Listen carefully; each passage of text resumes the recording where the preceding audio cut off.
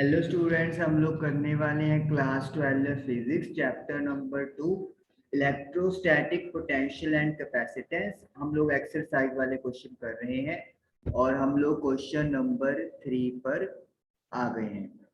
तो चलिए स्टार्ट करते हैं।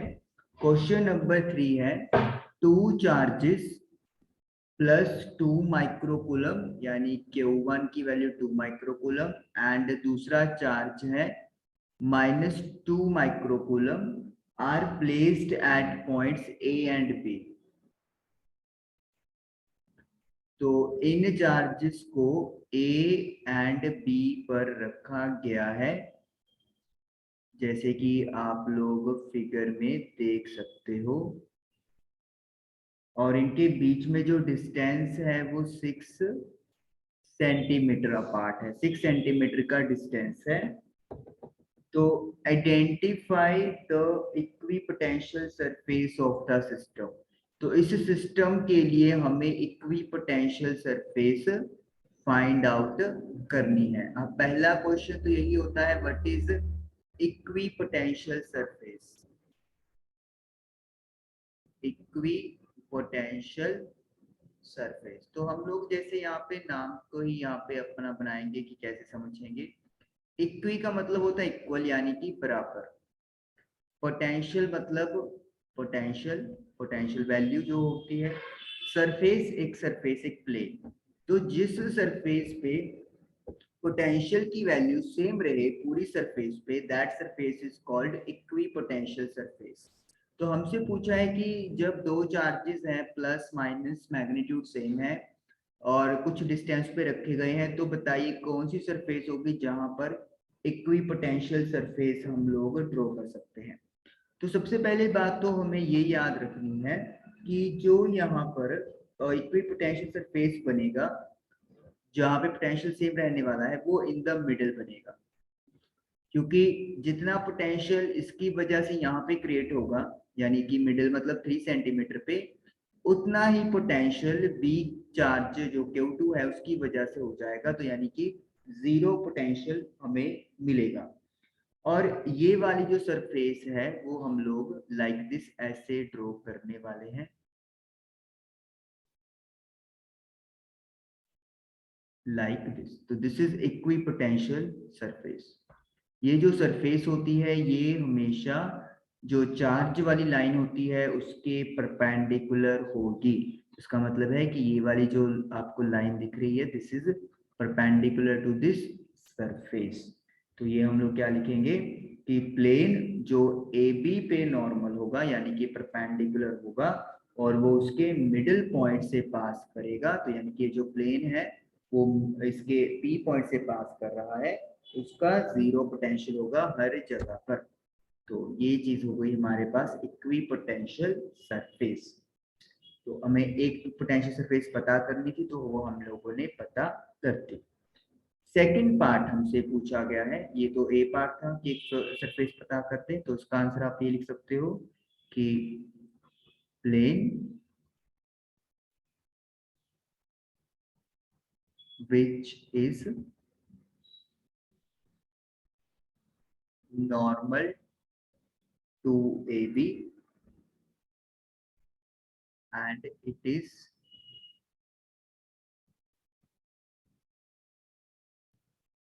passing through its middle point has 0 potential everywhere। तो हर पॉइंट पे इस प्लेन के जो पोटेंशियल है वो 0 होगा। तो इट मींस ये इक्वी पोटेंशियल सरफेस रिप्रेजेंटेड हो गया। सेकंड पार्ट हमसे पूछा है इसी क्वेश्चन में, what is the direction of electric field at every point on the surface. इस सरफेस पे जितने भी पॉइंट हैं उन पॉइंट पे हर पे इलेक्ट्रिक फील्ड की डायरेक्शन क्या होगी। यानी हमें फाइंड क्या करना है, डायरेक्शन ऑफ इलेक्ट्रिक फील्ड। देखिए अब इलेक्ट्रिक फील्ड की डायरेक्शन क्या होती है, पॉजिटिव टू नेगेटिव होती है, ये आप लोगों को पता है। अगर दो चार्ज रखे हुए हैं तो पॉजिटिव से नेगेटिव इलेक्ट्रिक फील्ड की डायरेक्शन होगी। तो यहाँ पे भी वही चीज होने वाली है, इलेक्ट्रिक फील्ड की direction will be like this from A to B, क्योंकि ए पे पॉजिटिव चार्ज है और बी पे नेगेटिव चार्ज है, तो हम लोग क्या लिखेंगे, अलोंग ए बी। तो जो डायरेक्शन है इलेक्ट्रिक फील्ड का, it will be along A B, और ये नॉर्मल होगा क्योंकि जो इलेक्ट्रिक फील्ड होता है वो इक्विपोटेंशियल सरफेस पे परपेंडिकुलर होता है। तो जो इलेक्ट्रिक फील्ड होगी वो अलोंग होगी normal to this plane in the direction A B. तो A B surface A B के अलोंग होगी लेकिन होगी परपेंडिकुलर। तो ये इस तरीके से आप लोगों ने और मतलब बी पार्ट भी सॉल्व कर दिया। This is direction of electric field. Okay, next question करते हैं, question number 4। A spherical conductor of radius, एक स्फेरिकल कंडक्टर है जिसका रेडियस 12 सेंटीमीटर है, हैज अ चार्ज, इसके ऊपर एक चार्ज है 1.6 मल्टीप्लाई बाय 10⁻⁻7 कूलम गिवन है, to distributed uniformly on its surface. तो इतना चार्ज स्फीयर की सरफेस पे यूनिफॉर्मली डिस्ट्रीब्यूट कर दिया गया, यानी कि सपोज कर लो ये स्फीयर हो गया, क्योंकि कुछ भी साइन मेंशन नहीं है तो वी विल कंसिडर कि जो चार्ज है वो पॉजिटिव होगा। तो हमें ये वाला चीज यहाँ पर दिया हुआ है, and radius is given as 12 centimetre. तो जो रेडियस है वो 12 सेंटीमीटर है। सपोज कर लो दिस इज सेंटर ओ और ये सरफेस पे कोई पॉइंट हो गया पी। उसके बाद हमसे पूछा है, तीन पार्ट्स पूछे हैं, what is the electric field inside the sphere. तो सबसे पहले तो इनसाइड द स्फीयर हमें इलेक्ट्रिक फील्ड पता करनी है। बड़ा आसान है, देखिए अंदर जो सरफेस है उस पे हमें कोई भी चार्ज दिखाई नहीं दे रहा। हमें पता है हमें एक गॉसियन सरफेस ड्रॉ करना पड़ता है। सपोज करो मैंने ये अंदर की तरफ एक गॉसियन सरफेस ड्रॉ कर लिया, लेकिन अंदर चार्ज कितना है, अपने पास 0 है। तो गॉस थ्योरम के अकॉर्डिंगली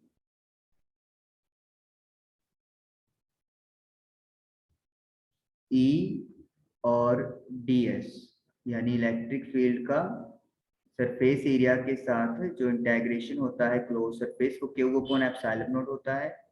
तो क्योंकि चार्ज जो है वो 0 है, कहाँ पे, इनसाइड द स्फीयर, तो इसीलिए इलेक्ट्रिक फील्ड की वैल्यू भी क्या हो जाएगी, 0, क्योंकि 0 अपॉन समथिंग भी 0 होता है। तो ये ds भी उधर जाके डिवाइड में हो जाएगा, तो that is why electric field is 0 inside the sphere. तो ये पहला पार्ट हमारा डन हुआ। सेकेंड पार्ट उन्होंने हमसे पूछा है just outside the sphere. Just outside का मतलब क्या होगा, सपोज यहाँ पे, तो जस्ट आउटसाइड जब अपने को लिख दिया जाता है तो हम लोग इसको इक्विवेलेंट कंसीडर कर लेते हैं ऑन द सरफेस। तो जब हमें जस्ट लिख दिया गया है आउटसाइड स्फीयर के, तो हम लोग उसको नियरली किसके इक्वल मानेंगे, on the surface of sphere.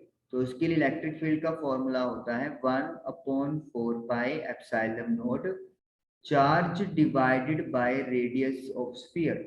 Sphere का जो रेडियस होगा वो लिखेंगे हम लोग। तो 1/4πε0 की वैल्यू यू नो 9 × 10⁹ होती है। चार्ज हमें गिवन है 1.6 मल्टीप्लाई बाय 10⁻⁻7। जो रेडियस है वो 12 सेंटीमीटर है, तो 12 का स्क्वायर, और सेंटीमीटर के मीटर बनाने हैं तो 100 से 2 बार मल्टीप्लाई करेंगे क्योंकि r स्क्वायर है। अब इसे सॉल्व कर लेंगे अपन। तो 9 की मल्टीप्लाई 1.6 के साथ और डिवाइड करेंगे 12 और 12 से, तो आई एम गेटिंग 0.1। 10⁻9 10 11 12 13 13 में से 7 गया 6 आ गया, और इसको प्रॉपरली लिखेंगे तो 1 मल्टीप्लाई बाय 10⁵ और we can say simply 10⁵ newton पर कूलम। तो ये इलेक्ट्रिक फील्ड आ गया हमारा ऑन द सरफेस और we can say just outside the surface. Very easy. Third last part हमसे पूछा हुआ है, इसको इरेज कर लेते हैं एक बार।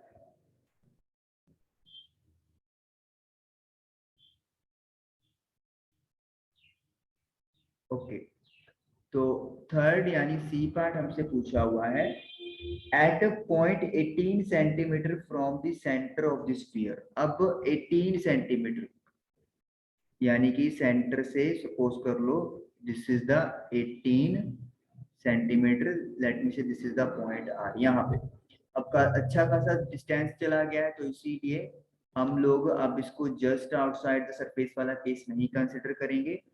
सपोज कर लो ई डैश यहाँ पे इलेक्ट्रिक फील्ड है, 1/4πε0 है, चार्ज सेम रहेगा। अब ये वाला जो डिस्टेंस है इसको मैं कैपिटल आर लिख देता हूँ। तो अब जो गॉसियन सरफेस के अकॉर्डिंगली बनेगा, तो मतलब अब ये जो स्फीयर बन जाएगा, अब जब इसको इनक्लोज करेंगे सपोज कर लो, या फिर मतलब सिंपली अगर पॉइंट का डिस्टेंस भी आप कंसिडर करते हो फिर भी ये पॉइंट 18 सेंटीमीटर हो गया, तो उस केस में what will be the value 1/4πε0 तो सेम है, चार्ज इज 1.6 मल्टीप्लाई बाय 10⁻⁷। अब जो डिस्टेंस है या जो रेडियस है वो 18 सेंटीमीटर हो जाएगा, और सेंटीमीटर के मीटर बनाने के लिए 2 बार 100 से मल्टीप्लाई करोगे।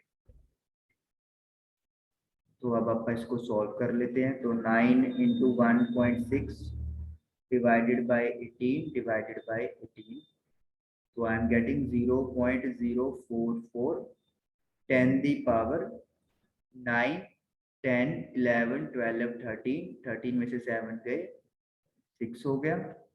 और साइंटिफिक नोटेशन में जाएंगे तो हम लोग 4.4 लिखेंगे, तो 1 to 2 डिजिट्स आगे किया है तो 2 पावर जो हम लोग माइनस करेंगे तो इट विल बी 4, तो यानी 4.4 इंटू 10⁻4 न्यूटन पर कूलम। आप देख सकते हो इलेक्ट्रिक फील्ड कम हो गया है प्रीवियस केस से, और उसकी वजह क्या है, उसकी वजह ये है कि जो डिस्टेंस है वो बढ़ गया है चार्ज से, डिस्टेंस बढ़ेगा तो इलेक्ट्रिक फील्ड की वैल्यू कम होती जाएगी। तो ये हम लोगों ने ये आंसर करना था।